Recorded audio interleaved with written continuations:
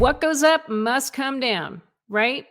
Even though we've had a really strong seller's market here in New Jersey and across the United States, guess what else is on the rise right now?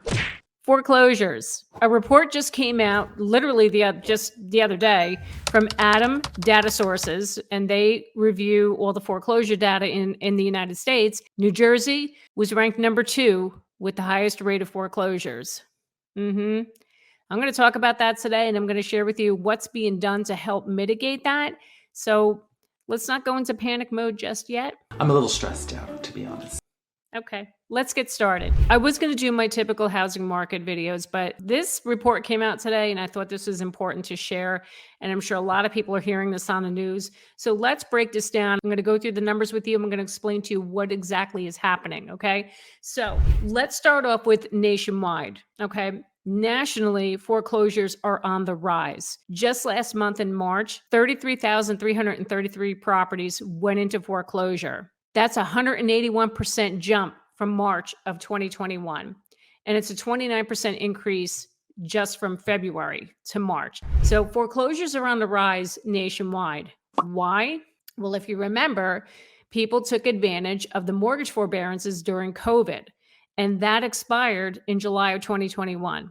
So now we're starting to see the effects of this. Now, I've mentioned in the past that a lot of homeowners did fare okay with coming out of the forbearance and being able to pay those loans back. But unfortunately, there's a high number of people that they can't pull it together and they can't pay it. Now, let me just remind you, a forbearance is not a forgiveness. Forbearance is a pause on your mortgage. So these people put a pause on paying their mortgage until they could get back on their feet. A lot of people we know lost their job during the pandemic. So what happens is once that forbearance expires or you stop the forbearance, you got to pay those missing payments back. So you work that out with the bank. Either you pay it up front when you come out of forbearance, or you tack it on to your future monthly payments, or you tack it onto the back of the loan, or you pay it off when you go to sell the house. So those are the options. So this is what we're seeing, folks. This is the effects of the forbearance expiring in July of 21. Now let's look at what happened in New Jersey. So New Jersey, as I said, came in second place, came right behind Illinois with the highest foreclosure rate. 1 in every 792 homes in New Jersey went into foreclosure over the past 3 months. That's a 69% increase over the fourth quarter of 2021. And it's a 312% increase from last year. That's really high.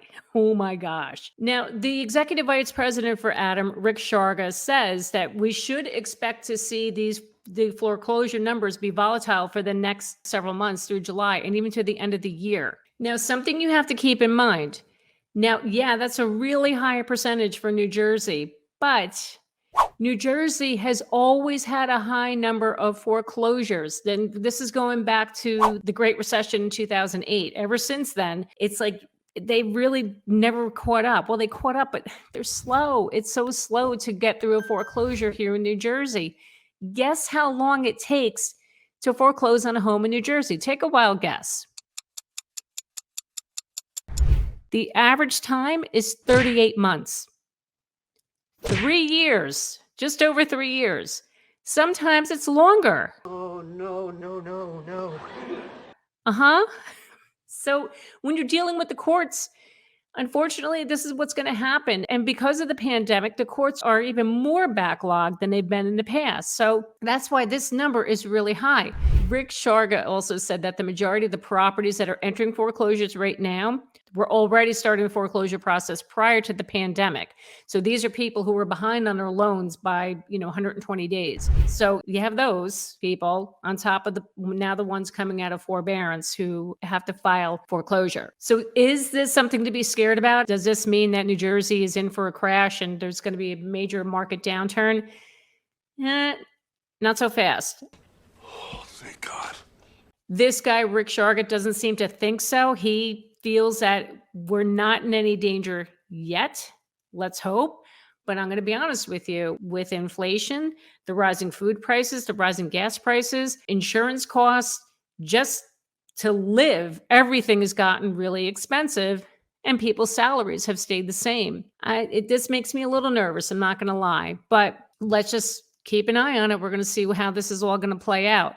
But right now, the market is still really hot here in New Jersey. Like I said, I was going to do another report for you, but I'm telling the same story that I've been telling you for the past 2 years. It's still crazy out there, and the prices just keep getting higher. Now, let's talk about what's being done to help alleviate some of these foreclosures. In March, here in New Jersey, a new bill was passed called the Foreclosure Prevention Act. And what this is they are taking $10 million out of the COVID relief fund that New Jersey received during the pandemic, and they're now allocating it to this bill.